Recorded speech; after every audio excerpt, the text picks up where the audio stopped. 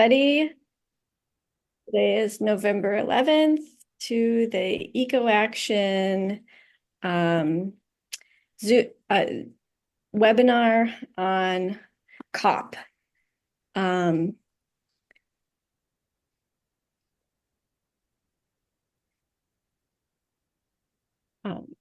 There are two COPs. One is about biodiversity and one is about climate. And the COP that just got over on November 2nd was on biodiversity. And we have Alison Lam, who's going to be speaking on that. And COP29 on climate started today.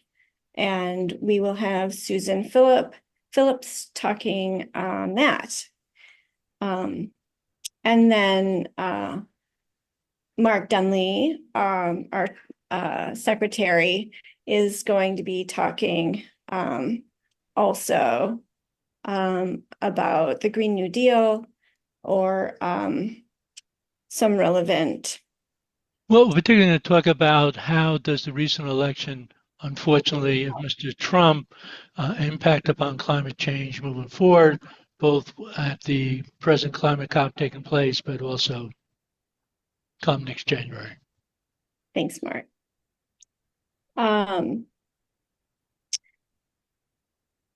I usually say something about EcoAction, but I had some technical difficulties right before this, and normally I would go over to that page where I read about what EcoAction is, and I just don't have that in front of me, and I don't want to mess it up, so I'm going to skip it, and you'll forgive me, I'm sure. Alison Lam, within the Green Party of Canada, serves as the Critic for Intergovernmental Affairs, Women and Gender on the Leader's Shadow Cabinet, as well as co-chair of the International Secretariat. Moreover, Alison took the initiative of relaunching the GPC Women's Caucus with programs to promote gender equity and support women, such as mentorship and peer support. As the co-chair of the GPC International Secretariat, Alison works tirelessly to promote connection with, this is French, Fédération des Partidos Verdes de las Americas. Maybe that's not French, I'm not sure. And the Global Greens. In the Global Greens, Alison has roles in the biodiversity and climate working groups, where she has been involved in coordinating the CBD and UNFCCC COPs for the past 3 years, and the Strengthening Diversity Network, where she coordinates the monthly newsletter. Welcome, Alison. We're so honored to have you here to speak with us and to share about how the Biodiversity COP went and your takeaways and whatever thoughts you have to share with us. I'm just going to jump in quickly. We're going to have 3 speakers. So we have each of the persons speak 8 to 10 minutes. Then after all 3 speakers, then we'll take questions. Alison. Thank you very much for that introduction, and also thank you very much for reminding me about timing. I'm going to set my clock to hopefully not go over my 10 minutes. I clocked it and it was a little bit long, so I'll try to speak quickly and cut some as well. So thank you very much for having me. I am told that we have a large group here, so I'm going to basically lay a foundation specifically so that if people don't understand, they'll know what I'm talking about. So for those who are really in the know, I'm very sorry of the beginning might be a little bit boring and I might be telling you things that you already know. So we'll start with what is the Kunming-Montreal Global Biodiversity Framework. And I know that you had a talk last year about COP15, so if you attended that, you would know what that's about. But that's basically where they came up with that famous 30 by 30. And then what does 30 by 30 mean? It means that by the year 2030, we want to have protected 30% of the world's biodiversity. So that includes marine biodiversity and land biodiversity. And it's just a catchy way of remembering what the global biodiversity framework is. What it actually is it was a framework that was developed in Montreal in 2022, which was actually, it's called the Kunming Montreal because Montreal was actually a postponement of the Kunming COP, which was postponed because of COVID. And so it became Kunming Montreal. The framework consists of 4 goals, and these goals are supposed to be for 2050, not 2030, but it has 23 targets, and in there is where you find your 30 by 30. Now, the issue is that when they signed it, it was said to be very innovative and the first of its kind, but it's just a framework. So this last COP that we have was about developing the mechanisms for operationalization and mobilization of this framework. The groups between the 2 COPs have not been idle. It's not like they left COP 15 and said, okay, see you in 2 years. We'll talk about it then. They have been working through intersessional meetings and such. So coming to this COP, it was kind of like walking in the middle of a meeting because everybody in the room already knew each other. They were already talking. This was just a continuation. But the idea, what was pressing is by the end of the 2 weeks, they had milestones they had to reach.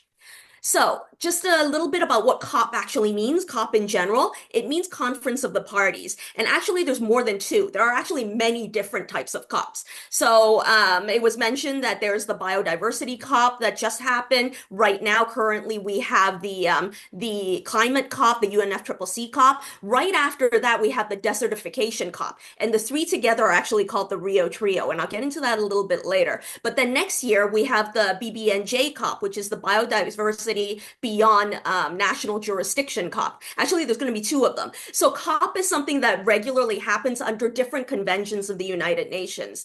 But the ones that are the one that's everybody talks about is usually the UNFCCC COP, the climate COP that's going on right now. But more and more people are talking about the importance of biodiversity as well. So to give you an idea of what actually happened on the ground at COP, the agenda has 31 items on it. And it's not just like were things like calling the meeting to order and then counting quorum, that sort of thing. But each agenda item was actually a specific thing. I was talking about different negotiations. Each agenda item featured a negotiation that was going to be happening. And these 31 items were divided into 2 working groups. And each one had their own what they call contact group, which is really the negotiation group. And they were meeting around the clock. And in my opinion, they didn't really mean to do it that way, but I think that working group 2 was more focused on the specific marine life and forest deforestation, like different, very specific biodiversity, whereas the working group 1 was more focused on more of the social justice issues, like recognition of indigenous knowledges, gender responsive financing. Those things were falling under working group 1. I was following working group 1, although I did keep tabs of working group 2 on a much higher level. And very specifically, I was looking at the negotiations for 2 things. One is Article 8J, which is about the recognition of indigenous communities. And the other one was the very contentious DSI contact group, which is digital sequence information. So there's something called the Nagoya Protocol, which you might have heard of, which is about the asset benefit sharing of genetic resources. Digital sequence information is not covered in the Nagoya Protocol. It's a gap in there. So they basically wanted to put digital sequence information on genetic resources as an addition to the Nagoya Protocol. So these are, it's not newer topics because like I said, they've been discussing it, but they're less defined topics. So just to give you an idea of how the scope of what this actually means, like what each topic means, halfway through, so each contact group has co-chairs. Halfway through, so 1 week into the negotiations, each of the contact groups co-chairs published a non-paper, which means it's not an official paper, which was basically a list of things they still have to get finished in the rest of the time, in the last half of the COP. And to give you a rough idea, the non-paper for DSI was 18 pages long at that point, halfway through. And the non-paper for 8J was about 14 pages long. So I remember the person who was negotiating for the European Union said, well, thank you very much, co-chairs, for this. I hope this makes everybody equally unhappy to see. So just to see like how the scope of what was going on. At the end, when they're ready, they're supposed to develop papers to go back to the working group, and then the working group works on those, and then they develop these L papers, which is supposed to be ready for adoption, and that goes back to the plenary for everybody to adopt. So just to give you a rough idea what that's about. Now, there's also on the side something called, and you might have all heard of this, the National Biodiversity Strategies and Action Plans, or the NBSAPs. And this is each country's responsibility to have submitted these plans to prove their commitment to 30 by 30. 196 parties had signed on to the convention, but just to give you a rough idea, only 44 submitted their NBSAPs. Now, having said that, because these are so new and so vague, it's understandable that some countries that didn't submit them, like Sierra Leone, Togo, they just did not have the capacity to be able to develop these really complicated NBSAPs when there were not these defined terms. So what they did was they just submitted targets without the plan. So 119 countries did that, showing that they were committed, but just didn't have the resources to be able to develop that. So more focused outside the negotiations were some side events, and they were probably led by they were all led by groups like the United Nations Development Program, United Nations Environmental Program, and these were really interesting side events that we're talking about, that were teaching people, different countries, how to develop their NBSAPs, different tools that they can use to make them more thought out and more balanced. And then there's other groups that were there, like business and trades were there. There was Women for Diversity there. And this was a little unfortunate because these side events were going parallel with the negotiations. So their calls for action were not actually heard by the people in negotiations because they were busy negotiating. So you had a little bit of a siloed effect going on. The next week was when the heads of states showed up. It was called the high-level segment. And this was really interesting because some people, you could tell, were not talking to the people in the room because they really didn't know what they were talking about. A lot of the heads of state were kind of doing lip service. We have this great NBSAPs, we have these great targets, we're committed to biodiversity, yay, but not really giving anything of substance. While some, you kind of have to wonder who wrote their speech and who vetted it. Like one head of state, I won't tell you for which country, said, our country is very committed to the 3 goals of the biodiversity framework. And I just wanted to ask, okay, which goal are you dropping then? So there was it was kind of clear that some of them didn't quite know what they were talking about, but some really used their platform to basically uplift or support certain things. Like for instance, one of the issues of contention for HA, for Indigenous recognition, was about the recognition of African descendants, African descendant Indigenous communities, which are not recognized under HA at this point. It was something that was proposed by Colombia and Brazil, but at that time it was actually blocked by Africa. So that was kind of interesting, and I can get into that later if you're curious about why. But what happened was Antonio Guterres, in his speech, ended up propping up African descendants. So that was his way of trying to put together his encouragement to get that moving. And then President Pedro of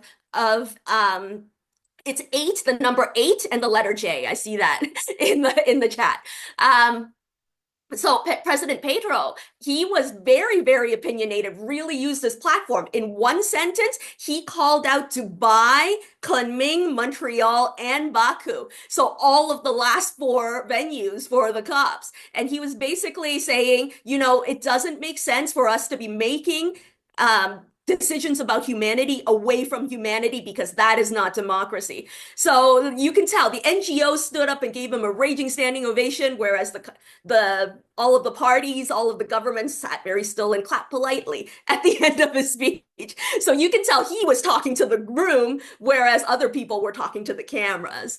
But the conclusions, I'm sure you're very interested in that. What happened was COP was suspended in the morning of November 2nd after a 24-hour negotiation marathon when Panama called for quorum and they could not make quorum. So things like resource mechanisms and financial mobilization did not get decided.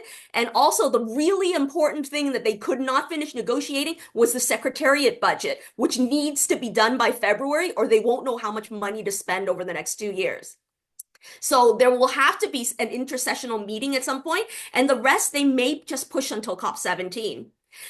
Specifically for digital sequence information, DSI, COP adopted modalities of operationalization, but the most important thing they adopted, this amazing thing, was they adopted the Cali Fund, which requires users who would benefit directly or indirectly from digital information, to digital resource information, genetic resource information, have to contribute to this fund. And 50% of that would go to indigenous and local communities. And it's supposed to be fair, equitable, transparent, accountable, and gender responsive. But digital sequence information is just a placeholder term. They never actually defined what digital sequence information is. As for 8J, they did end up accepting recognition for African descent, indigenous communities. And most importantly, there was a creation of a subsidiary body known as an SB. And that means that permanently they will be part of decision-making groups. So indigenous NGOs, communities were really celebrating that decision. There are some working group 2 decisions that I can get into. If you have questions about that, I won't because I'm running out of time. But the last thing is aligning biodiversity and climate. I mentioned the Rio Trio. The COP for desertification starts on December 2nd. It goes until December 13th. It's meant to align all 3. And the president of COP16 was urged to work with the presidents of both COPs to align all of these. And it was really interesting because President Petro, like I said, had called out Baku and has basically skipped over Baku and is basically lining up Brazil's COP30, to be the successor to COP. And as a final decision, COP17 came to a much closer vote than we thought it would, 65 to 58. The next venue for COP17 is going to be in Armenia. So I went through that very quickly, and I have actually more information, but I will leave that up to the question period. This is Mark. I'm going to jump in very quickly. If you had a report link from that particular COP, if you could put that into the chat, people are looking for more information. That would be helpful. Actually don't have a report written up yet because I did Does anybody and now I'm focused on climate COP. So it's not actually written up yet. So these are just like my rough notes that I was taking through the entire COP. Okay. Thank you so much, Alison. That was a lot to process. I was writing feverishly as fast as I could to keep up. I can send you my speaking notes if you want. Yeah, that would be great. Yeah, That would for be sure. Thank you. So we're going to be doing a question and answer after everyone speaks. And the next speaker is Susan Phillips, who is here. Mark, if you can find her. Susan is an activist, an educator, and a facilitator, and a trainer. She's a specialist in participatory and servant leadership and an experienced nonprofit leader. Susan has led programs for unhoused youth in the Twin Cities and Central America, held leadership roles in the food justice and education justice ecosystems, and in youth leadership settings. Susan has a BA in cultural anthropology and a master's in leadership studies. When not engaged in community building projects, Susan is a backyard farmer, an artist, a year-round cyclist, student of life, and parent of 3 fantastic young adults. Susan is the current executive director of Climate Generation, a Minnesota-based NGO that ignites and sustains the ability of educators, youth, and communities to act on systems perpetuating the climate crisis. Welcome, Susan. Thank you so much for coming. Thanks. Please forgive me if I bumble with my words. I have been up and engaged in COP since 7:30 this morning when I tuned in to John Podesta's press conference, and then I just finished a 2-hour graduate course at Hamlin where I'm teaching about global climate policy. So I'm fresh off of that. I am getting the sense from our hosts that there are a lot of folks on this call who are like, UNFCCC, what? Like, just don't have any idea of the ecosystem. And so I am gonna request sharing, and I'm gonna just share some slides that I walked through with my Hamlin students tonight to just give you just an overview of what this is. Can you see my slides? Yes. Okay, I'm gonna move this down here. Okay, so the United Nations Framework Convention for Climate Change. That UNFCCC is actually a treaty that was signed and established in 1992 at the Earth Summit held in Rio de Janeiro on the occasion of the 20th anniversary of the first Human Environment Conference in Stockholm, Sweden. So friends, we have been in this international negotiation about climate change space for a really long time. Again, that first environment conference was in 1972, the Earth Summit in 1992, where the United Nations Framework Convention on Climate Change was established. These are all the places where COPs have been held since then. The two that are highlighted in red, COP3 in Kyoto and COP21 in Paris, are the really important ones because some breakthrough policy decisions were made in those agreements. The Kyoto Protocol set binding targets for 37 industrialized countries and the European Union to reduce their greenhouse gas emissions by an average of 5% below 1990 levels. This treaty was ratified by 192 parties. Parties are, COP speak for nations, including every industrialized country except the United States. Bill Clinton failed to get it passed through our Congress. And as well as many emerging economies. The hang up with Kyoto is that it doesn't have any mechanism or punishment or accountability or sanctioning mechanisms for countries that failed to meet their targets. So there's no accountability. The Paris Agreement is another legally binding international treaty on climate change that was adopted by 196 parties at the COP21 in Paris, France in 2015. The overarching goal of the Paris Agreement is to hold the increase of global average temperatures to 1.5 degrees Celsius above pre-industrial levels. And then the Paris Agreement sets out a 5-year cycle of increasingly ambitious climate action or ratcheting up carried out by countries. Since 2020, countries have been submitting their national climate action plans known as NDCs, or nationally determined contributions. And every 5 years, they're supposed to become more ambitious. One of the parts of the Paris Agreement that we at Climate Generation like to hold on to, because this is the space that we occupy, is Article 6 of the Convention and Article 12 of the Paris Agreement, that is called Action for Climate Empowerment, or ACE. And ACE calls for education, training, public awareness, public participation, public access to information, and international cooperation. And so because at Climate Generation, we are providing resources to educators across the country so that they can teach, regardless of their subject area, about climate change and climate justice, because we work with young people, high school students in the state of Minnesota, to learn about climate justice and take action. And because we organize with frontline communities here in Minnesota, we are operating in this ACE space on the daily. Who are the parties? The parties who are the countries that have signed the convention, the Kyoto Protocol, the Doha Amendment to the Kyoto Protocol, and or the Paris Agreement. There is a page that the UNFCCC has where you can search for who has signed what convention. Not everybody has signed all of them. That is important to know. And then also in that Conference of the Party space, there are non-party stakeholders, or what are known as observers.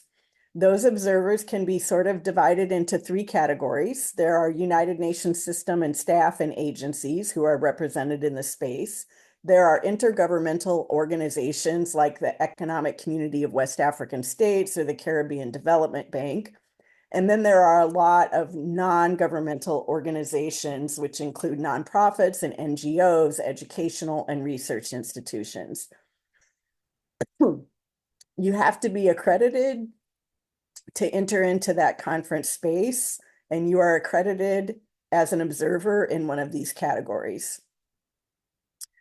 That civil society is then further divided into 8 constituencies. Excuse me, I got a scratch in my throat. So, and they have fun names. Bingo are business and industry NGOs. ENGO are environmental NGOs. So Climate Generation is accredited as an ENGO organization.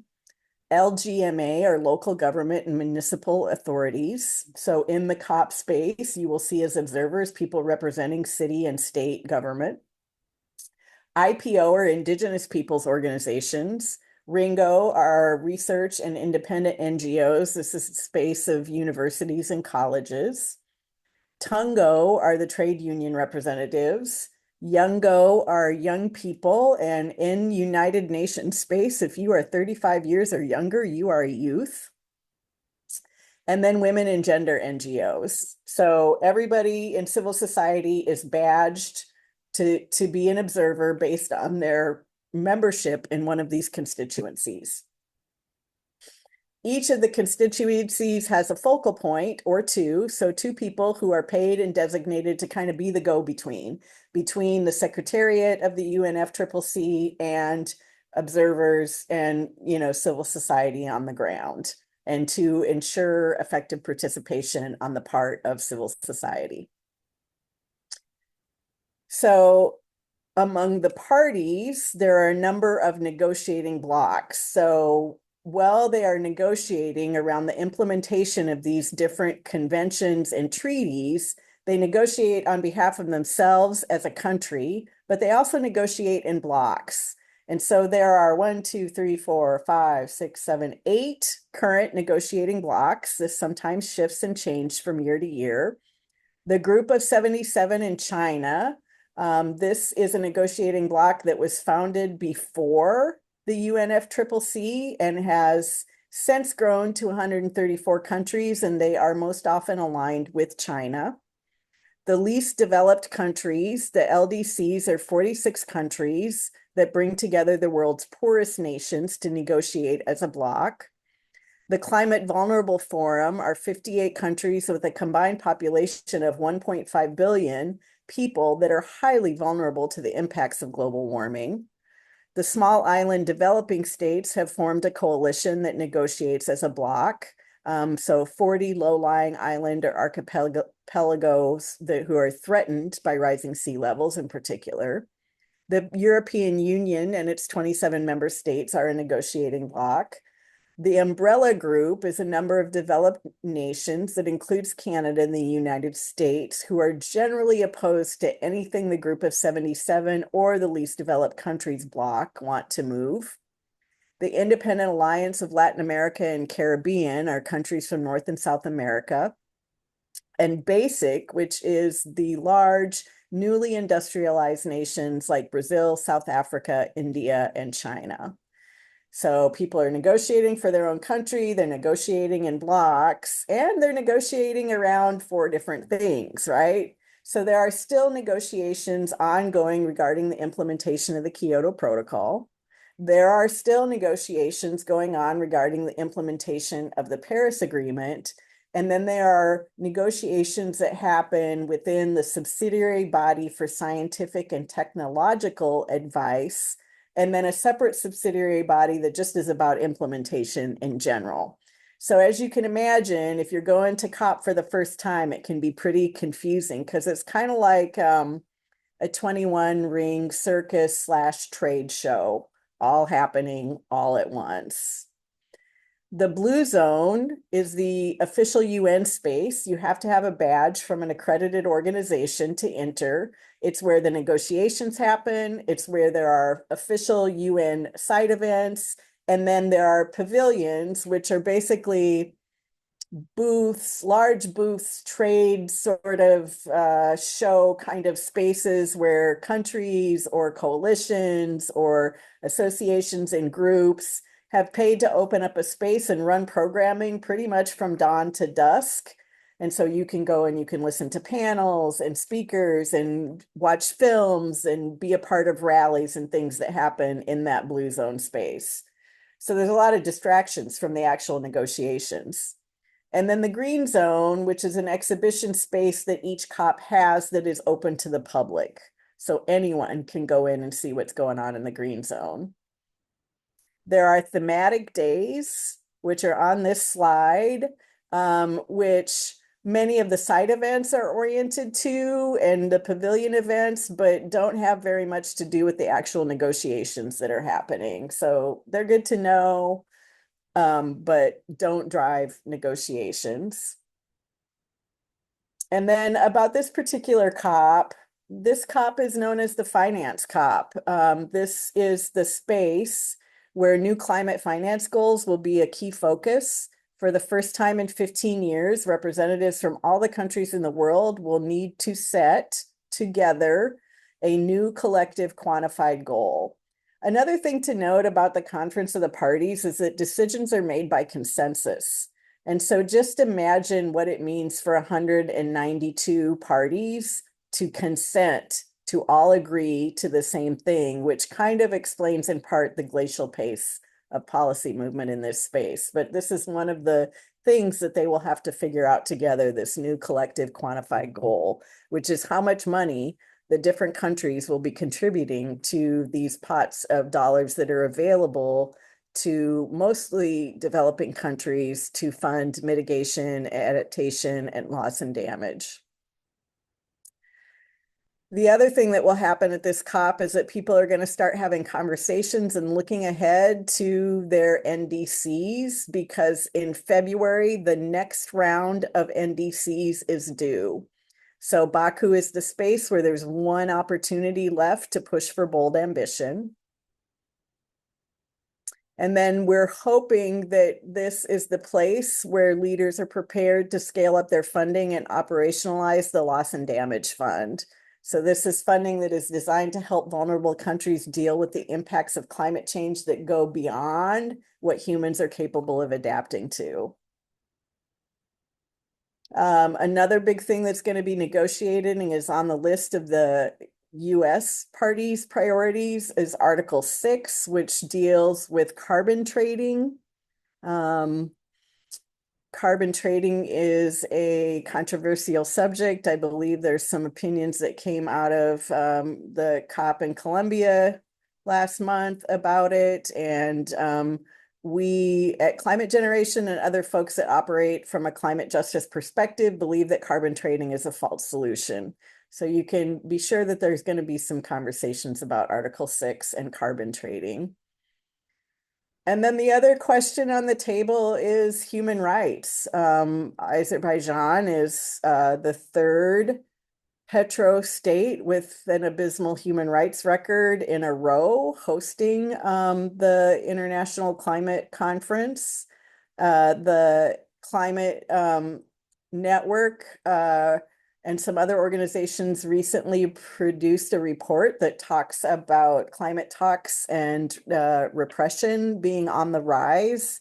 And just, a couple of facts for you to sit with a little bit on this Monday evening. More than 1,500 climate and human rights defenders have been murdered since the adoption of the Paris Agreement in 2015. And in 2023 alone, 196 defenders were murdered after exercising their right to protect their lands and the environment from harm. So we have some challenges. Climate Generation's been accredited since 2009, and we've been sending delegations to the conference. The last couple of years, we have focused on sending delegates from here, from the Twin Cities, from Minnesota, in part because we recognize that observers don't always play a huge role in the actual negotiations, but it can be an amazing experience to activate people to want to come home and take action. Meeting other people from around the globe who care about the same thing as you and who are doing things on the ground is a pivotal experience. So we have 8 badges, and we'll be sending a total of 12 people to COP. We have 8 people there now, and we produce a digest every other day where we kind of recap what's happening in the negotiations, and then the folks that we have badged to go as part of our delegation submit photos and videos and blogs, sort of chronicling what they're observing, what they're experiencing. It can be a very surreal space to be in. We have intergenerational delegations. So we have elders and local activists, a couple of educators, and 4 young people. And if you are interested in following along, you can go to the climategen.org website and sign up to receive those digests. They come out every other day. I will share my slides with the organizers, and they can send them back out to everybody if that makes sense. Thank Okay. you, Susan. Thank you so much. That was so informative. I feel like I'm learning so much. And we all really need to know this stuff.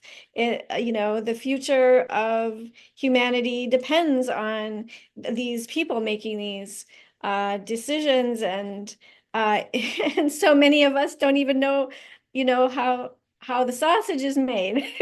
So really appreciate you going through all of that, and please stick around so that people can ask questions after Mark has done his speech. So Mark is the secretary of the EcoAction Committee, and was a co-author of the initial Green New Deal proposed in the United States in 2010. Mark was the national campaign manager for Jill Stein's 2016 Green Party presidential campaign. He was a co-founder on the Green Party of New York in 1991, an elected town board member, and has been active with the Green Party movement since 1982. Mark Dunlea has been an environmental activist for half a century, since co-founding both New York and national PIRG, Public Interest Research Group, while a student at RPI and Albany Law School. He was most recently wrote Putting Out the Planetary Fire. I have that book. Where is it? This one. It's right there. An Introduction of Climate Change and Advocacy. So thank you, Mark, and welcome.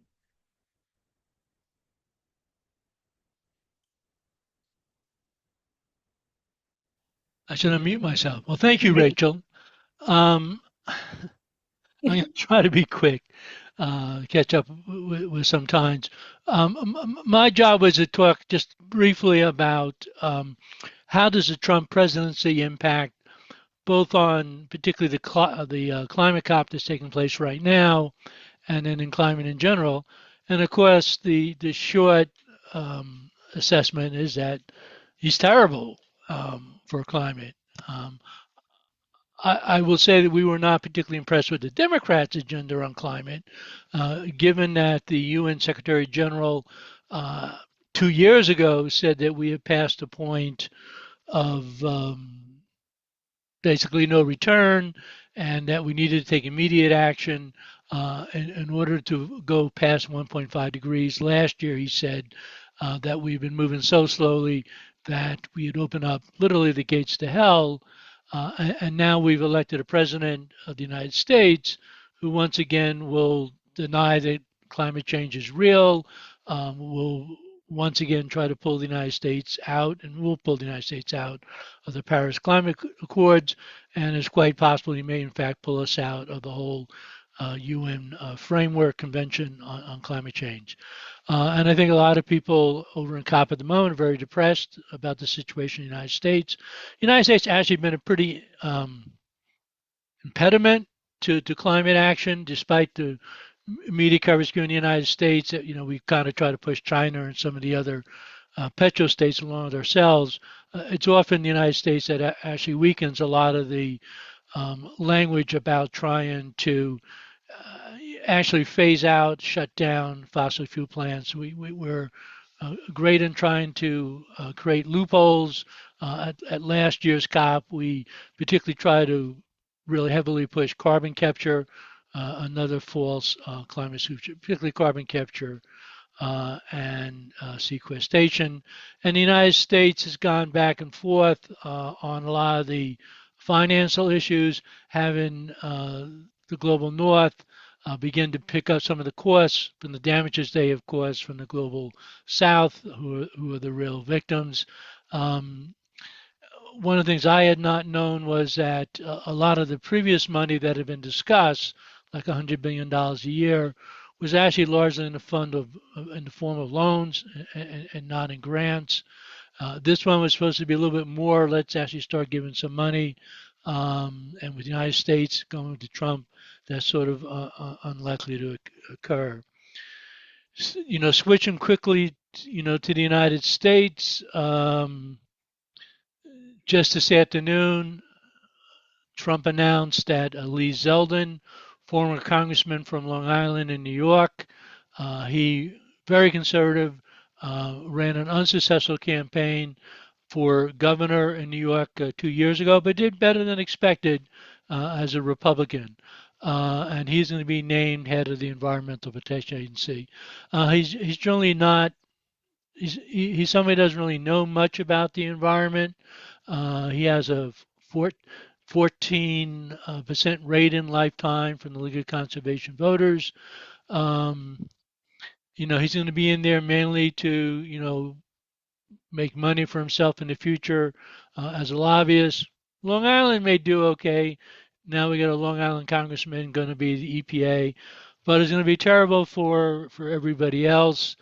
My wife happened to have been, you know, regional administrator on the Obama administration for EPA, and you know, the EPA has a lot of regulatory and policy latitude because a lot of environmental laws are so complex. You really can't have Congress in the past, you know, try to dot all the I's and cross the T's and stuff, and that will tremendously weaken the enforcement being done by the Environmental Protection Agency.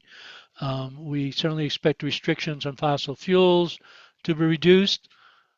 You know, of course, you know, Biden said he was going to stop handing out all these permits if elected.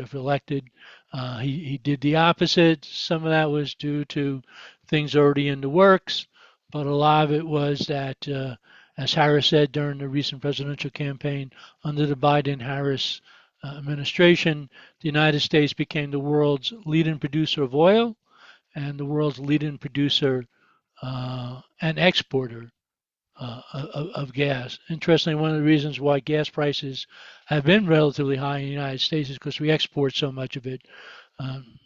Perhaps that'll be one thing that Trump will do, is actually reduce prices by stopping some of those exports, but we do expect him to actually tremendously expand the export of liquefied natural gas. He talks a lot about liquid gold oil. That's how he's going to somehow try to reduce the massive deficit that Trump Biden, Obama have done up by increasing the production of oil. Alaska is certainly back, in play, offshore oil drilling. One of my pet issues, being from New York, is offshore wind. United States very, very slow in developing offshore wind. One of the best places in the world for offshore wind is off of New York City and Long Island. Just recently, we finally begun to develop it. Biden has been very opposed to offshore wind, and certainly, basically anything more than 3 miles out into the ocean requires federal approval. Some of these offshore sites are even leased, such as New York and stuff like that. Whether they'll be able to continue is unclear. One of the things Trump wants to do is tariffs. One of the things people are very concerned about. He's very opposed to China. A lot of the solar panels, which has some pluses and minuses, is coming from China. He's going to dramatically increase the price of those solar panels. That's really going to impede the price and development of solar here in the United States. Certainly, environmental justice communities, one is not concerned about them. At least the Democrats are playing some really good rhetoric, if not actually taking action and providing funding for environmental justice communities. A lot of that's going to go out the door, and of course that's where we've been putting the fossil fuel plants. We'll see already in New York under a Democratic governor has been a resurgence in nuclear power, and that's been taking place in a lot of places. We soon will see that going on at the federal level. One of the things that Biden and Harris most bragged about was the Inflation Reduction Act, which gave largest sum of money in American history to renewable energy, a lot less than what Biden had initially proposed, a fraction of what the Green Party had called for, with most recently expanded upon our Green New Deal. While Trump has campaigned against the IRA, it's unclear how much he's going to actually slash the IRA. Because actually most of the money right now from the IRA has gone to Republican communities, and so their congressmen are going to fight to try to keep a lot of that money. And the oil and gas executives, according to the Wall Street Journal, have been lobbying Trump to support the IRA because there's so much money in the IRA for all these false climate solutions, starting with carbon capture, ethanol, biofuels, hydrogen, nuclear, you name it. NOAA, the Ocean Administration, may be going out the door. A minute left. There is going to be a rally in D.C. on Sunday, November 17th. I pray that the Biden administration has been thinking about what they're going to do in the last 2 months if they lost the election, since there's always at least a 50-50 chance they were going to lose the election, and that we need them to sprint through inauguration to try to put as much stuff in place as possible to get as much money out the door as they possibly can. One of the things we were really upset about Obama, he had the opportunity to settle some of the progressive lawsuits against the government on climate. He refused to do so. Will Biden be any better on that? Trying to get contracts signed and delivered. A lot of the environmental justice, funding has not been delivered. More money for Solar for All. Try to get more money out, for heat pumps. Speeding up the permitting for clean energy projects. And that is why a lot of climate groups are going to be in DC on Sunday, November 17th. We cannot afford to have the Biden administration. But, the Green Party made the point Trump was going to burn the planet faster, but would have burned too fast. Already we're above the 1.5 degrees warming, not on a permanent basis, but for the last year we've been above that target level. Recent UN report says we're rapidly headed towards a 3-degree target Celsius heating. don't give up hope. Keep on fighting. But the news is bad. And at this point, we'll turn it back to Rachel and open it up to questions. Every questions, people should write them into the chat function. But Yeah, that's right. Rachel, back to Rachel. Yeah, so the way we're going to do the question and answer section, we've decided to not take verbal questions. Instead, we want people to type your question into the chat. I will read it. Please make them concise. And this is hopefully going to actually end up saving us time so that we can actually hear more from our speakers. So we're trying to be efficient in doing it this way. So any questions you have now can be put into the chat and I will read them out loud. Oh, but I do have a question to begin with, which is what so far with these two COPs that the two of you are sort of representing, sorry, Susan, and I'm bad with names. And Alison. Thank you. What so far has the US government actually been doing as far as involvement in these? I can see you're like, oh, it's not good. But yeah, just let us know, okay? I don't know, Susan, did you want to go first or did you want me to go first? I mean, I can just say that everything that Mark said is correct, that the US has showed up in the climate COP, negotiating in its lobbyist interests and not in the interest of us actually meeting those targets that are in the Paris Agreement. When I was in COP27 in Egypt, the only reason I believe that loss and damage ended up in the final outcome was because John Kerry got COVID and he had to sit out the last 2 days of negotiations. Otherwise, he was opposed to it and was fighting it tooth and nail.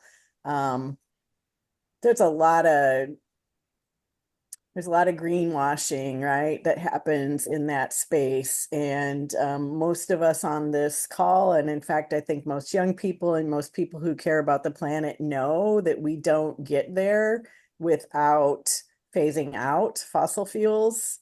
And there certainly was not going to happen under a Biden administration, and it sure ain't going to happen under a Trump administration. And so we often have conversations at Climate Generation is how do we prepare our communities to adapt to what's coming? That's part of the conversation. The other thing that we know, and this is because we work a lot with NOAA, they have a whole division at NOAA that does climate education and climate literacy stuff, and they're preparing to lose their jobs and to have all of their website-based resources go dark. And so we're trying to figure out how we might be able to migrate some of their resources on climate literacy and climate change education onto our website in the meantime. But yeah, well, and then, education department might get eliminated. So who knows what will happen to public education at that point. But yeah. Thank you, Susan. Veered off a little bit, but yeah, I've heard about that, but okay, thank you. Alison, do you have anything you want to say about the US's involvement? Sure. I'll just say first off that I am not American, I'm Canadian. So just so that this is an outside perspective on this. So I don't want to criticize, so to speak. I will say, I put it into the chat earlier, the US did not sign on to the Biodiversity Convention. So they technically did not agree to the Kunming-Montreal Global Biodiversity Framework. So they did not agree to protecting 30% of the land of the planet's biodiversity by 2030. And also I mentioned because of that, their heads of state were not at COP16. They did not give speeches and they were not there advocating whatever case they're trying to make. Having said that, there was an American delegation there. They were at the table and they did participate in the negotiations. I will say that they were not obstructive in any way that I really saw. Mostly they just spent their time saying things like, oh, I support what England just said, and I agree with Australia's input at this point. So they didn't, I didn't feel like they were making that big of a splash, so to speak. And that might be intentional because they are aware that they did not sign on to the framework. So they were just basically there to agree with other parties and kind of state their opinion, but they were not notable. Thank you, Allison. There's a clarifying question. COP17 for biodiversity is going to be in Albania. Is that right? No, it's Armenia. So that's really interesting because what happened was, and I completely understand the confusion. Last year at COP28, it was between Albania and Baku and Azerbaijan. And this is because the way that, and this works a little differently between the two COPs. UNFCCC is by region, and it was Eastern Europe's turn. And Russia basically vetoed all the EU countries in Eastern Europe. And so the only two left standing were Azerbaijan and Albania. And that's why Azerbaijan ended up getting it. Now, what happened this year when they were picking for COP17, Baku decided, well, we're hosting COP29. We can host COP17 right after. So they put in for COP17. And then, so that's why they were up for it. And for the longest time, they were the only ones, and everybody thought it was going to be them again. But then at the last minute, Armenia put up for this, put up for it as well. And we actually didn't know until we were in Colombia that Armenia had offered. So then it was a very quick campaign. And in fact, when I was talking about the different heads of state giving their speeches, Armenia's really was a sales pitch. At that point, they hadn't been picked yet, and the head of state for Armenia was saying, oh, wouldn't it be wonderful? We have such biodiversity in Armenia. We would make amazing hosts. We welcome you all to COP17. And then the cameras panned over to President Petro, who looked like he had just eaten a lemon. But but honestly, it was just between Armenia and Azerbaijan. And as Susan had mentioned, there were those human rights issues surrounding Azerbaijan hosting right now. So nobody wanted them to host in 2 years, COP17. So that's why we were so surprised the vote was close at all. We thought it would be a landslide for Armenia. All right, I have a question that's specific to Susan. It says in the state of Victoria in Australia, the local government are signing on to carbon trading schemes. And they're parading zero emission operating the businesses. Is the COP local government group monitoring the greenwashing? Oh, you're muted.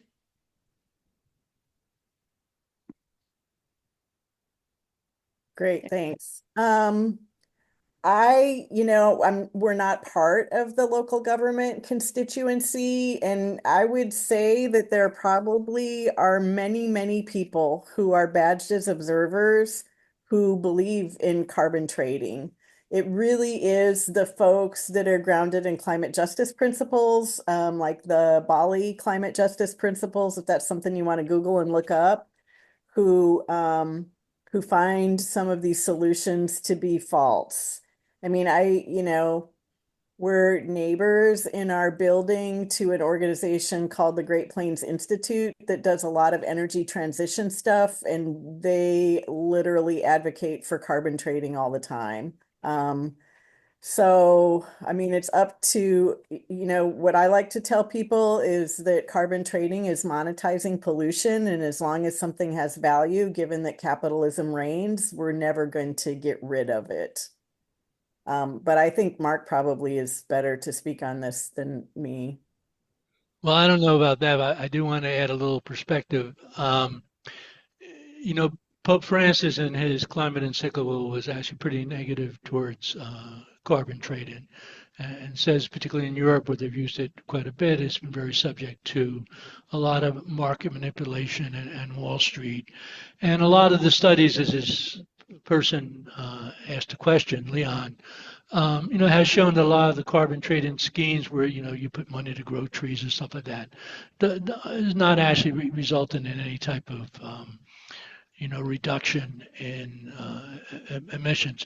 Carbon trading has been very controversial in the United States. It was one of the reasons why the woman, who many of us would have made a much better EPA region head than the gentleman from North Carolina, was much more corporate, but she was knocked out because the state of California had carbon trading, and the EJ groups, rightfully, they were very upset about that. A lot of us, not all of us, I know Food and Water Watch very strongly against this, but, are more in support of a carbon tax, which is more the concept that we should make companies pay for the pollution that they are creating. As I always say, that left-wing think tank, the International Monetary Fund, estimates that the annual cost of fossil fuel burn, an annual subsidy, I should say, the annual subsidy of governments to fossil fuel companies is about $7 trillion. And that is because we do not charge them for the cost of their pollution. So carbon pricing, many people think, good idea, not everybody. Very few climate activists think that carbon trading is a good idea. But that's what the politicians like, because it's another thing to game and for markets to make money off of. And the other thing I would say, it was really one of the things that Global Greens, particularly a couple of years ago, really wanted to push. And I will say one thing about the Global Greens is that a lot of Greens are elected officials who actually represent their countries at the COPs. I believe there are 4 environmental ministers, mainly in Europe, who are Green Party members. Unfortunately, they don't seem to really caucus much as a Green Party collective, and so therefore their power is sort of diluted. The Global Greens do go there as observers, but they're not the ones that are the inside, with the actual votes.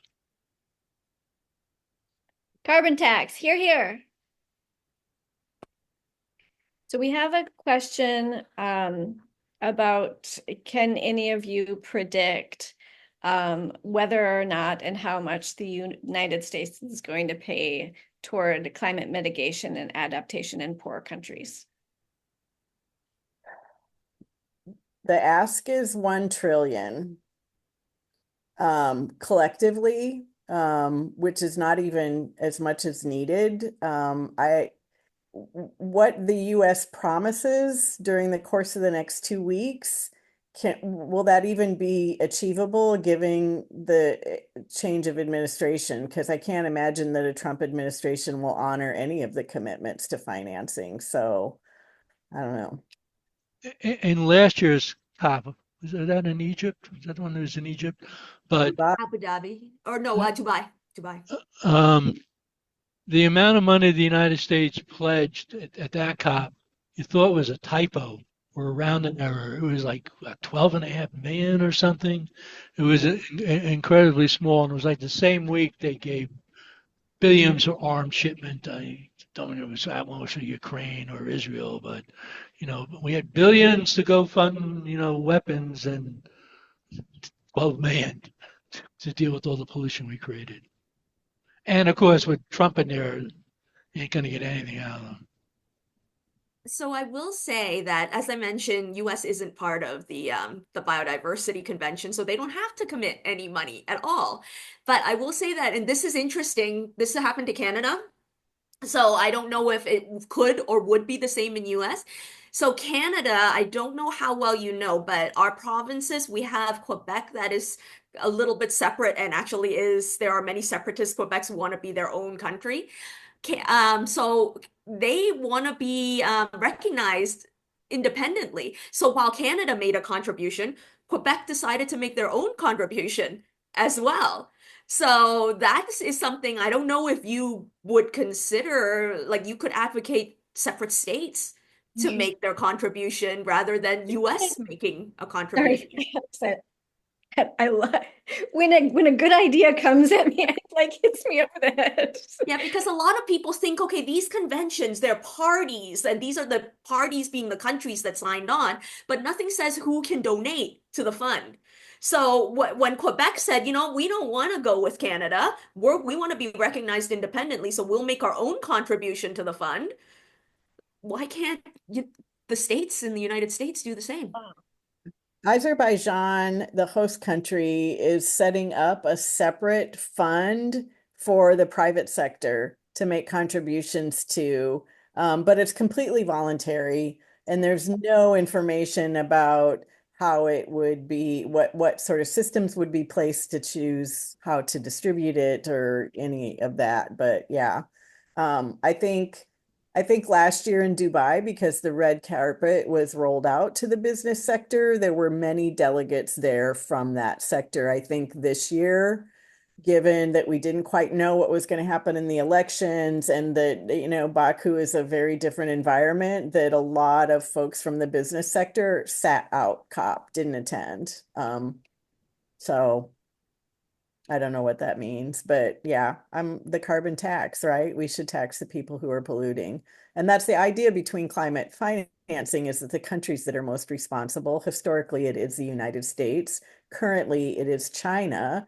But China is an anomaly because as China is right now today 30% of global emissions, they are also more rapidly investing in, you know, clean energy transition infrastructure than we are. So yeah, the climate space is a both and space, right? You have to live here, you have to hold some complexity sometimes. Right. Yeah, I was very startled seeing some of the numbers. You know, China represents such a massive percentage of the amount of money being invested in renewable energy at this point. It's also stunning in the United States. You know, one of the states that is leading the United States on renewable energy is Texas. Right. And Texas has developed a tremendous amount of wind and also a tremendous amount of geothermal energy. And surprisingly, a lot of the geothermal energy is going for electricity, where most of us, I think, have thought of geothermal mainly as heating and cooling. What I've also learned recently about Texas that surprised me, and maybe no one else is surprised by this, but after the collapse of their electrical grid that one winter when Ted Cruz took a timely vacation to Mexico, a lot of urban communities were like, screw this, and created microgrids, right? So got solar panels, got together with their neighbors on a neighborhood basis or a several block basis, and created their own microgrids to generate energy without having to be tapped into that system that failed. Yeah, and I really think it hits home all of this discussion to say that there's you know, when you have more of something, then the demand goes up, right? The supply goes up, the demand goes up. So what we really need to do is increase efficiency so that the demand goes down, and so that we can do away with the fossil fuels and just keep the renewables. Well, Yeah. what's interesting is that someone shared with me recently that the reason that we haven't transitioned to solar and wind is because we often have excess power, right? And because there isn't a shortage, we can't jack up prices and someone can't reap a huge profit from it. So part of the problem, maybe. I was trying to make a plug there for degrowth, which is a subject that U.S. Green Party has been talking about this year. Okay, there's a question to everybody wanting recommendations for reading materials. If any of you want to just throw out ideas or... So in the interest of transparency, all of these documents for both of these COPs are available to the public. So if anybody wants some bedtime reading, you will go just knock you right out. If you want to read any of these negotiated documents, they're all up online. You can definitely find them. Thank you. We did send out, you know, some summaries today, but if Susan and Alison have documents they want to link to us, we'll put together a little fact Yeah. sheet and mail it out to all the people who have pre-registered. Of course, you can read my book for free on gelfny.org. It's up there. You can download it. But there's a question, wasn't COP the first COP where the food and agriculture system was discussed seriously? Is this expected to be followed up at this COP? And do you think the United States has come up with any plans addressing how climate change is affecting our food system? The food system generates about 30% of emissions on a global basis. And so yeah, I would love to see it get some more attention. It still seems to be a side conversation. And even here in Minnesota, when I am around other sort of climate advocate people who are really, it's all about the energy transition. We just need more electric cars. And I'm like, can we talk about building out some local food systems so that we aren't shipping grapes from Chile all winter long? Like there's a carbon footprint to that, friends. And folks seem less inclined to want to talk about that. I don't know. I have not seen where it is on the agenda for anything in the official negotiations. It is in some side events and some pavilions, but I don't know how it will show up in negotiations. Yeah, to Susan's point, COP28 was like basically it was the very first time they had Food and Agriculture Day. Like they had these theme days, Food and Agriculture Day and Gender Day and Youth Day and Health Day. And COP16 and COP29 did copy that. So there are specific days with those themes, but that is more focused in the side events. There were a lot of side events at COP16 that were talking about food and agriculture. And then there was a Food and Agriculture Day, which was specifically the whole day was featuring speakers and events, but it didn't seem to show up in the negotiation side. So it was to the point that I was making where these side events were giving this great information and calls to action, but the negotiators are busy negotiating and not paying attention to what's going on over here. I was just going to mention, before about a decade ago when I really focused exclusively on climate, for 30 years I ran a statewide anti-hunger group, and we focus a lot on food policy issues, not just feeding hungry people, but how we produce food. And so we did a lot of work on the Farm Bill, which is the single largest piece of federal legislation that Congress deals with. They never pass it, and it's so dominated by agribusiness. And, 25, 30 years ago, our group, did things like promote, farm to school, trying to get schools more connected to local farms, try to connect, local food.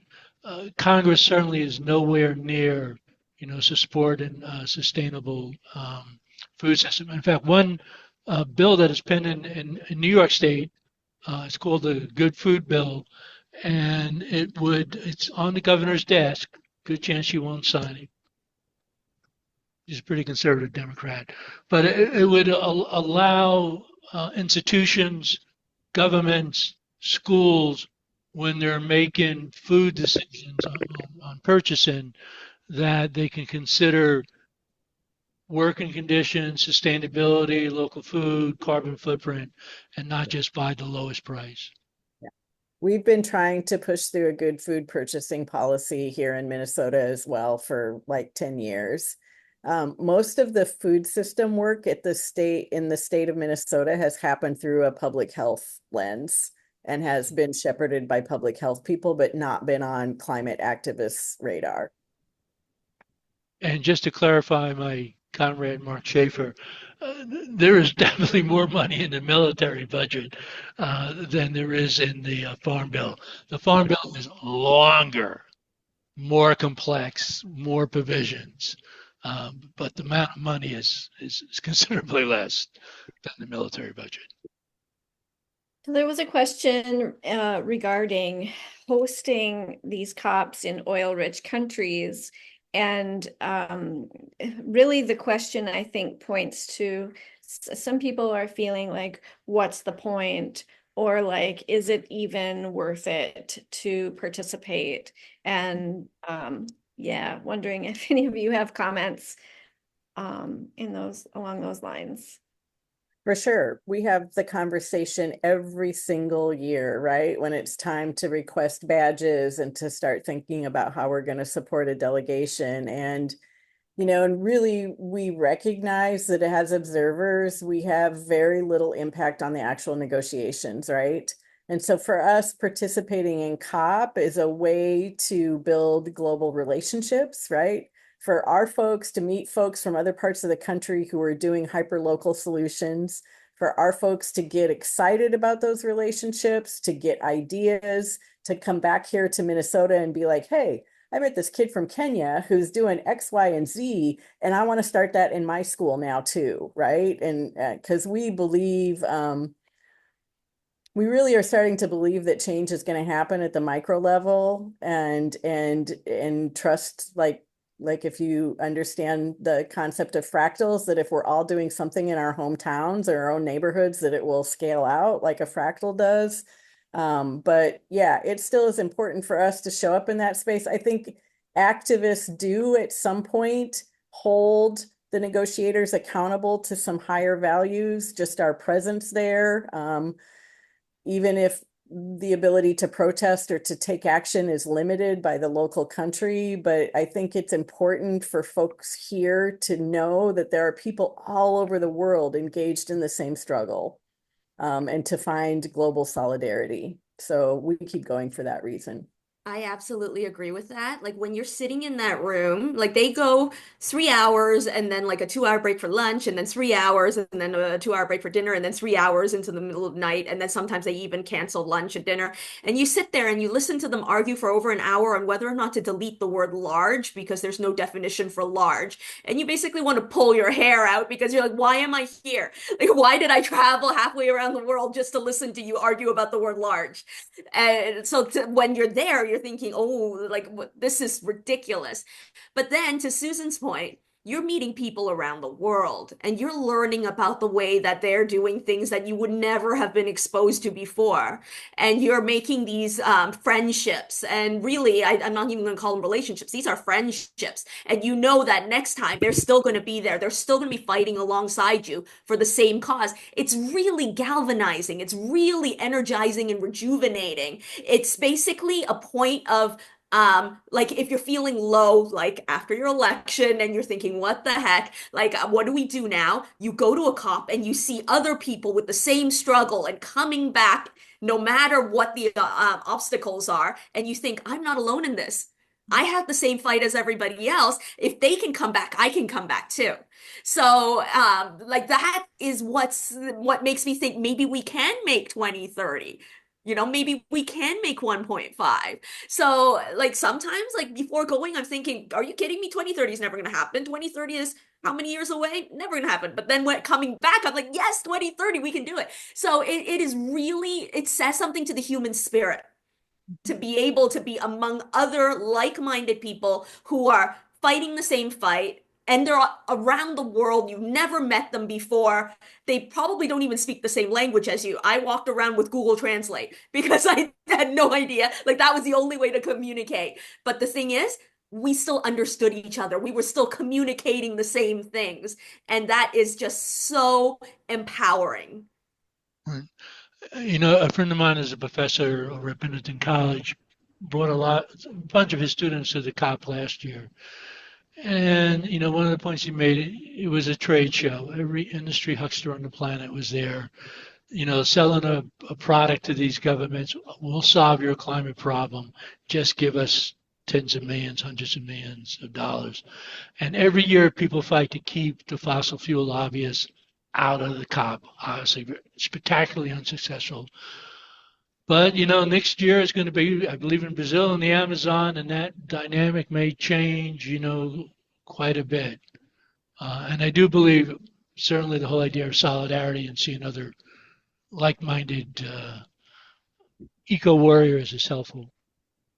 What I can say about fossil fuel representation, so this year, in an attempt to address the critique of all the fossil fuel company representatives being badged and having access to COP, the UNFCCC, the badges now say what your title is and who you're affiliated with. So you can't just walk around as an Exxon representative pretending that you're just, some guy from, Texas, right? Now that's identified now. So, little incremental changes happen. And it isn't, if we hadn't shown up and complained, they wouldn't have implemented that. So it's a baby step. They're still there. I mean, Canada has a person from Enron on their negotiating party, and we have zero control over that, right?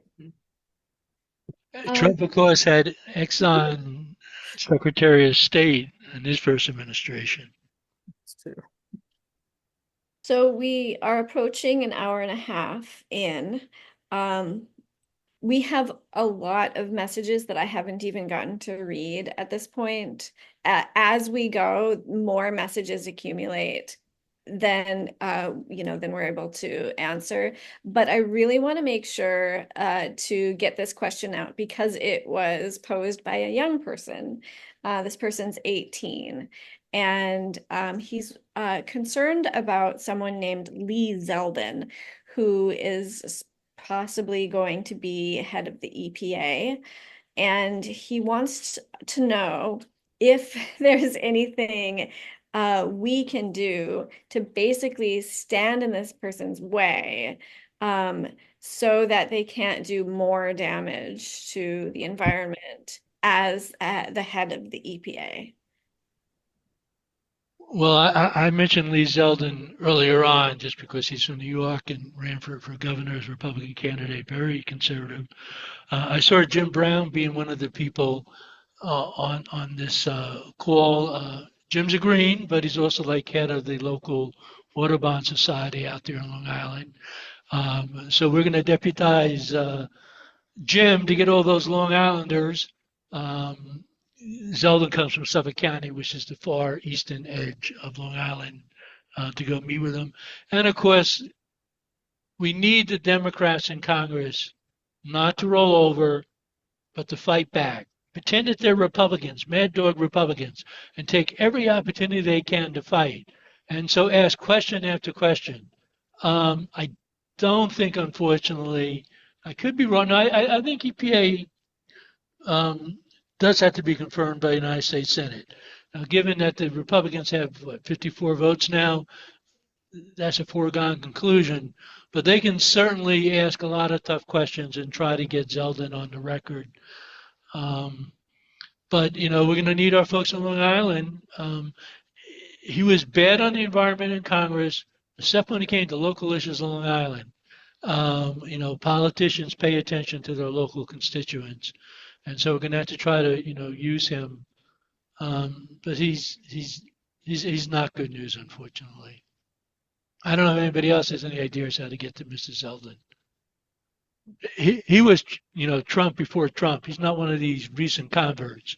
He was a nasty guy all along. Okay, we have 6 minutes left. Somebody wants to know, does the idea of degrowth come up at all in these COP negotiations? And are you familiar with it at all? Familiar with it, but maybe because I hang out in a lot of left-leaning circles, I don't know that I've ever heard the term used in a conversation at COP. Okay. Oh. If it's not being said out loud, maybe at least it's being talked about in people's heads. I think that I should begin closing. We still have 57 people in the room with us, though. So I'm actually not positive that I should begin closing. Do you all have things that you need to be getting to at this point? Would you like to stay on longer? I'm okay. Okay. I can Maybe probably try to do 15 minutes, 10 minutes. 15. Okay. It's been a long day and I have another long one tomorrow, so I'm trying to I want to get up early for COP2 tomorrow. You're right. Okay. 15 more minutes.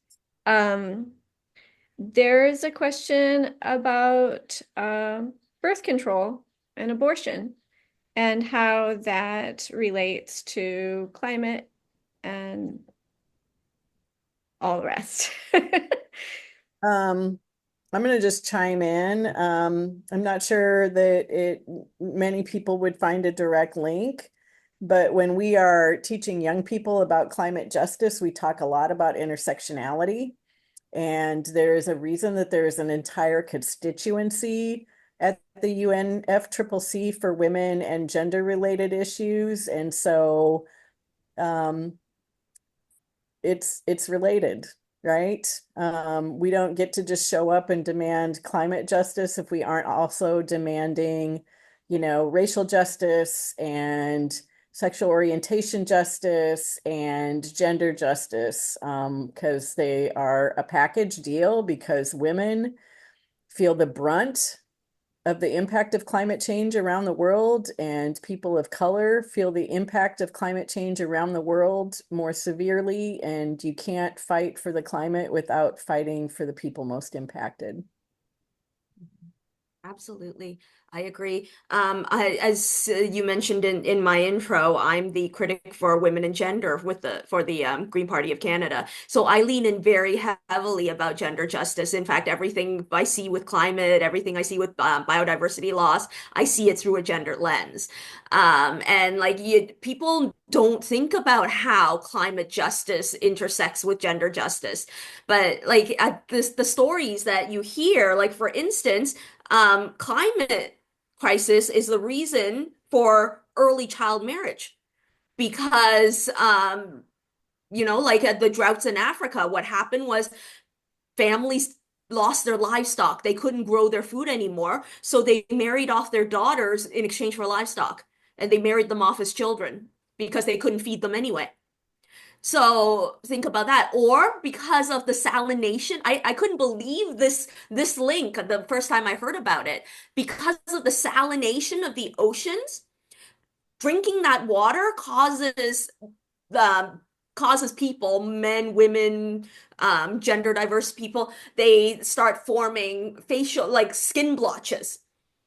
So in order to marry off their children when they're still beautiful, they will marry them off young so that the splotches don't show up on their skin anymore and they can gain more value from their dowries and their bride prices. Wow. So these things that we don't necessarily think about in our arena of privilege, but to the point that we were making, when you go to COP and you meet someone who had someone who married off a child in their village for this reason, it really hits home. The way, wow, I had never thought of that as a gender issue. And then to the point of abortion, when I think about these situations, I also think about child abortion because these children who are married are way too young to be pregnant. So that is a way that you link climate and biodiversity loss to abortion. It is there. The links are definitely there. But we're not as exposed to it where we are. But when you go to COP and you talk to these people and you really learn from them, that's when you really understand this is intersectionality. Yeah. Or if you just listen to people who live in Cancer Alley, right? There's part of the Mississippi, moving into the Gulf where all the oil processing plants are living, and how those pollutants have impacted their ability to carry children, or who have had, caused their children to have severe birth defects. So, climate and environmental justice are deeply entwined with gender justice. Two quick things. There's a group called Project Drawdown, which is sort of a bunch of scientists who think outside the box, and they have I agree about 98% of what they come up with, and they have 100 ideas on how to solve climate.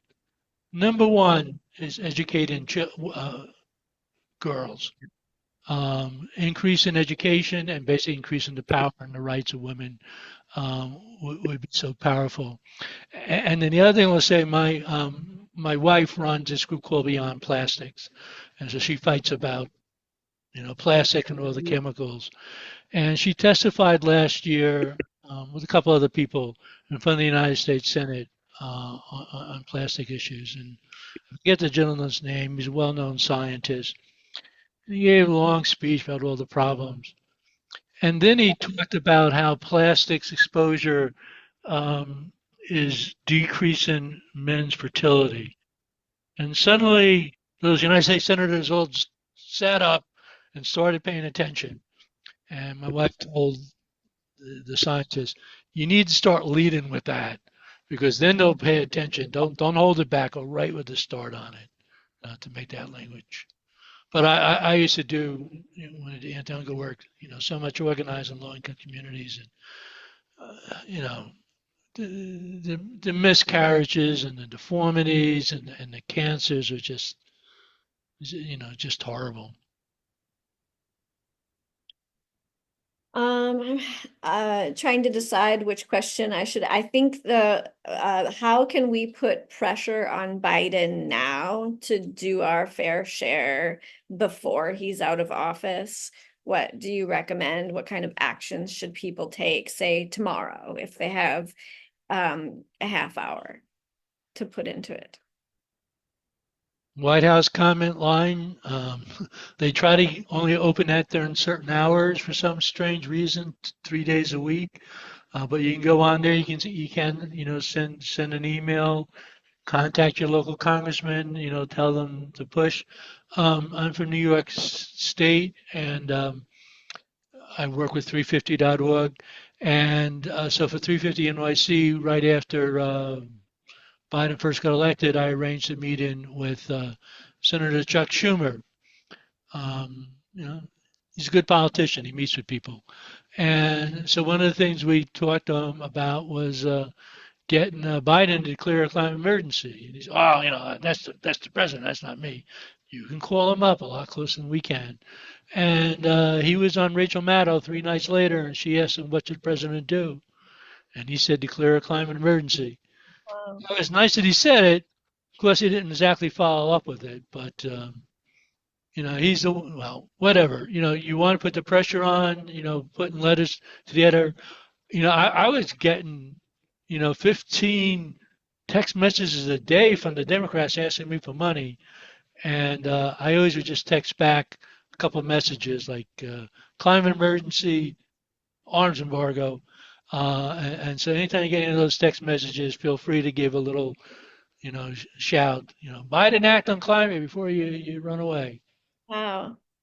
Okay. Buzzword, climate emergency. And the same text back for all those fundraising emails too, although I've also included Free Palestine. I don't have a lot of faith in getting Biden to do anything between now and January. And so I would tell people to find what's going on at your city or your county in your state and put some energy into some local policy. Because I've been calling the White House weekly for my entire life, and I don't know.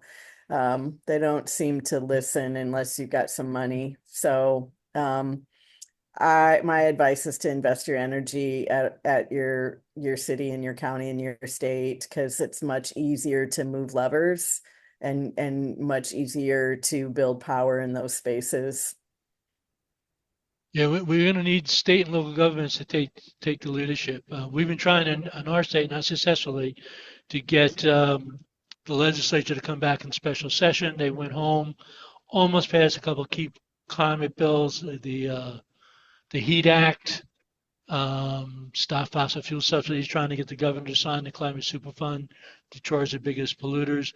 I saw that Newsom in California did convene a special session. He wants to raise funds for litigation to protect immigrants and to also deal with climate. So we need our cities, we need our governors to step up, and we can't surrender. We have to keep on fighting. We passed a whole slate of amazing legislation in Minnesota, and so I just feel like my energy is more useful at the local level sometimes. Yes, we're trying to get the city of Albany, not much success yet, but develop its own Green New Deal. What can our city do? And actually, I don't live in Albany, but I do a lot of work in Albany, to help decarbonize buildings. Where's the money for the heat pumps? Where are the changes in the building codes? Where are the microgrids, being developed? What about public power? And stop impeding every solar farm from being built. Yes, we don't want solar farms on farmland. So why isn't a local town going out and saying, hey, we want a solar farm in our town? We don't want it on open farmland. Let's go find some places we can build that makes, sense for the community, makes sense for the solar renewable energy. You should all run for local office. Yeah, I ran for mayor. Rachel, someone got elected mayor. She got 40% Hey, you know of the what? vote. I didn't First time. She'll win next time. I didn't win. I got 40%. But I definitely elevated the conversation. My opponent would never have said the words climate change if I hadn't been bringing it up. So she did say climate change, but she said climate change, if you will. She had to say if you will. But anyway, sorry, I didn't mean to bring it on me about me. But somebody was asking about the idea of regenerative finance, and that's not a term I'm familiar with, but I was wondering if if we have regenerative farmers, is there a thing as regenerative finance too? Like if you're making money off of solar energy, for instance, you could maybe use that money to then make more, or I don't know. I'm not familiar with the term, but I did run across, they're kind of a banking institution that is trying to do that. So as a bank, they are choosing to not invest any of the dollars that banks have to invest in fossil fuel companies. And there's a few, I did a deep dive into the banking sector, and there are a few banks popping up around the country, and then they take profits that they make from those investments and do grants to, sort of organizations and nonprofits working in environmental justice and the climate transition. So it's definitely possible. I don't know who outside of the banking sector, I don't know who's doing it. On behalf of 350 in New York State, I helped organize a campaign to divest the public pension funds in New York City and New York State from fossil fuels. We won in New York City, second or third largest in the country. We had it in the state, but then they reverted just recently. But 6 years ago, I met with the head of the woman who came in to run the state energy agency. And she asked me the biggest thing the community climate activists could do is to help overcome opposition to siting renewable energy. And I said, well, that's why you need public power, because public power, like in Germany, is much more popular because it's considered a common good. And if you're upset, you can go down to the town hall and yell and somebody will listen to you. And she turned to me and she said, did you know that in Europe it's primarily the public pension funds that are financing all the construction of offshore wind? I said, no, can you call up the state controller and tell him that and convince him to do that here in New York? There's a lot of ways we got a lot of public pensions and very lucrative to put money in renewable energy, and we can be using that money, and of course we've been fighting in New York City. Citibank's the largest funder of the fossil fuel industry among the bank industry, and the whole summer people were getting arrested. Sandra Steingraber is an environmental scientist. She got arrested 12 times this summer. I thought it was pretty good for a scientist to get arrested 12 times for protesting Citibank. But we seem to be in the nuts. Maybe we should give our two outside speakers a couple of minutes where they want to just sum up and tell us how to keep in touch with them and stuff. Sure. I don't know, Susan, did you want to go first? I'll let you go first this time. Okay, sure. Yeah, so in summary, the question that was posed in this meeting and that I've been mulling over in my mind, and I'm sure Susan mulls it over every single time, every single COP as well, it is a very pertinent question. Like, why are we doing this? It is not, it is such a slow moving vehicle. And then some people say, well, we don't have anything better. Is there anything like this is the best that we've got? And, you know, like with this, and for sure, 100%. There is definitely room for improvement. And it does take people like us, people who are passionate about the goals that have been set to push the vehicle along. Because I was actually talking to one of the Canadian delegates and I said, and Susan will understand my frustration. I said, how did we go from phasing down fossil fuels to encouraging away from fossil fuels? Like, where did that watering down come from? And he said, and I didn't necessarily agree with him, but I've been trying to consider what he's saying. He said, because, and this is a little bit different from Paris Agreement, for the Kunming-Montreal Global Biodiversity Framework, it's a voluntary mechanism. It's not a treaty.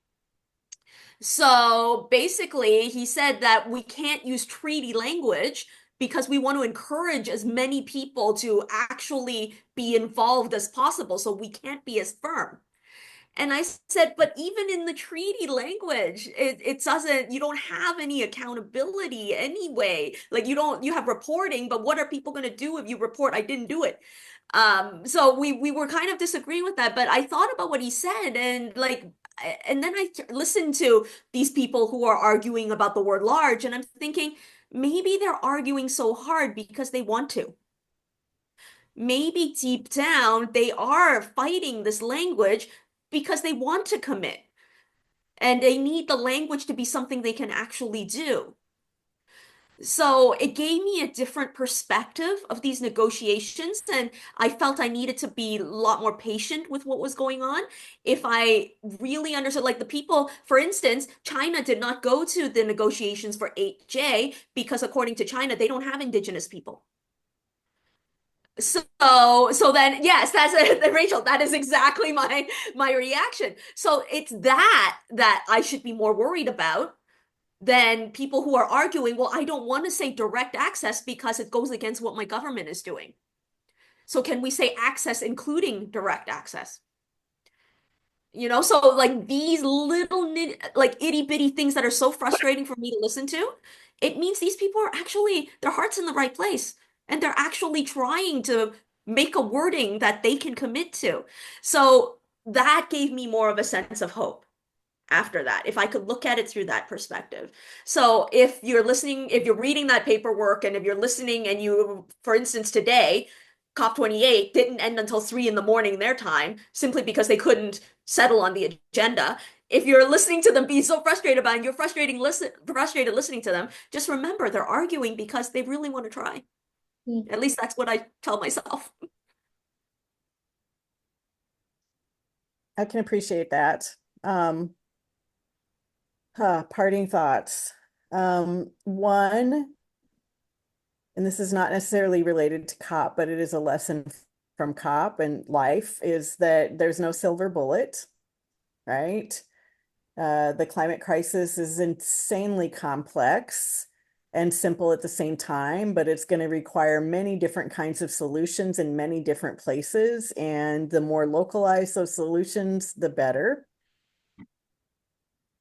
because they will respond to local context and culture, and that's really important. Hope is a discipline. So I think I'm frozen. Can you hear me or am I frozen? I can hear okay, great. You. I'll keep talking then. That hope is a discipline, which means that it isn't, you know, like flowers and unicorns. It's like you have to wake up every morning and say, regardless of the situation, I am going to take action today because I feel like my action will someday have impact.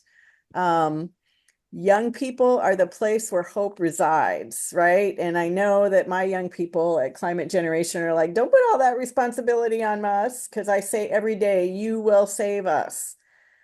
Support young people in taking action because it relieves them of their climate anxiety. And these are the people who will be crafting solutions and adaptations for us into the future. They need to be educated now and supported.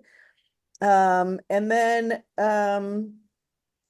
Yeah, build relationships, right? This is all about community and relationships. Get to know people from other places and understand their perspectives and walk a mile in their shoes. I have a colleague who just published a book from her time working for Senator Al Franken as his climate policy person. And she talks about spending a lot of time in conversations with Republicans that sometimes we're just talking about that framed picture on their wall.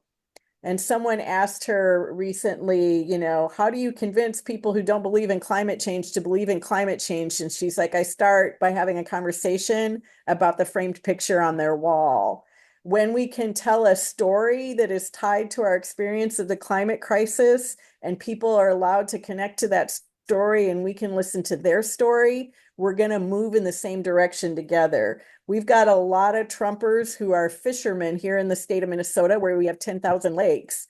What they might find interesting is that as the temperature warms, those fish that they like to go after are cold water fish. They are going to cease to exist here. Find a thing that people care about and bring the climate crisis into that thing that they care about. And then if you work in education or youth activism or storytelling around the climate crisis and you want to follow us, our website was put in the thing before. You can sign up for our monthly newsletter or not. You can Got you. for Teach Climate Tips. We have a special newsletter for educators, a community of practice that's nationwide, about 8,000 teachers. So just go to the website. Let us know if we can help you. Thanks for being here tonight. Thanks for caring. I had that copy and pasted just ready to go. Because before we conclude our EcoAction meetings or webinars, I always try to end with an action, a call out to action. And so this time I was going to ask people to sign up to the Climate Generation Digest as the action. So yeah, so please, everybody who's still here, there's 45 people left yet in the meeting. So please click on the link. I'm gonna join the digest as well. And let's try to all be more informed about COP and all the rest. But Mark, do you have closing comments you want to say before we? No, just that our next webinar is going to be on the military and climate. Hopefully we're doing that with the Green Peace Committee, and think globally, act locally. Thank you. Thank you, everyone. Thank you, Mark. Thank you, Susan. Thank you, Allison. Thank you for informing us, for educating us. There's so much about the COPs. I think it's like really complicated. And so what you were able to share with us tonight was really useful and valuable information. Really appreciate it. Well, thank you very much for having me. This has been really, it's been rejuvenating to be able to talk about this with like-minded people, with people who understand. So, and it's been absolutely fantastic to be here. Thank you.